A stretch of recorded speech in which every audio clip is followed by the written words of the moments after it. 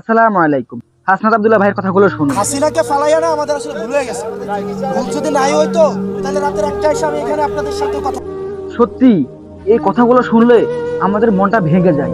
যে মানুষগুলো জীবন বাজি রেখে আমাদের দেশকে দ্বিতীয়বার স্বাধীন করছে, দ্বিতীয়বার আমরা মন খুলে কথা বলতে পারতেছি, সেই মানুষগুলোর এখন জীবনের কোনো মূল্য নাই। যে মানুষগুলো রক্ত দিয়ে আমাদের দেশকে দ্বিতীয়বার স্বাধীন করছে, সেই মানুষগুলোকে আজকে চিকিৎসা করার মতো আমাদের বর্তমান সরকারের কোনো চেষ্টাই নাই। তবে কি আমাদের সমন্বয়করা ভুল করছে হাসিনাকে তাড়াইয়া? হাসিনাকে তাড়ানোর পরে আমাদের দেশের আলেমরা এখন স্বাধীন, তারা এখন মন খুলে পুরো বাংলাদেশে ওয়াজ করতে পারতেছে। অথচ হাসিনার আমলে তার লিখিত বক্তব্যের বাইরে কোনো বক্তব্য দিলে সেই আলেমকে জেলে থাকতে হইতো। আর এখন আমাদের দেশের আলেমরা এখন পুরো স্বাধীন, তারা এখন ইসলামের কথা মন খুলে বলতে পারতেছে।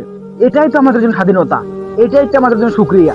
তাহলে আমরা এত স্বাধীনতা পাইলাম যাদের বিনিময়ে পাইলাম, যাদের জীবনের বিনিময়ে আমাদের যে সমন্বয়কার জীবন বাজি রাখছে, যাদের জীবন বাজি রেখে আমরা এই স্বাধীনতা পাইছি, আজকে আমাদের সেই সমন্বয়ের যে কোনো মূল্য নাই। তাদেরকে এখন মানুষের গালাগালি করে, যারা আহত হয়েছে, যারা হাত পা হারাইছে, এখন তাদের চিকিৎসা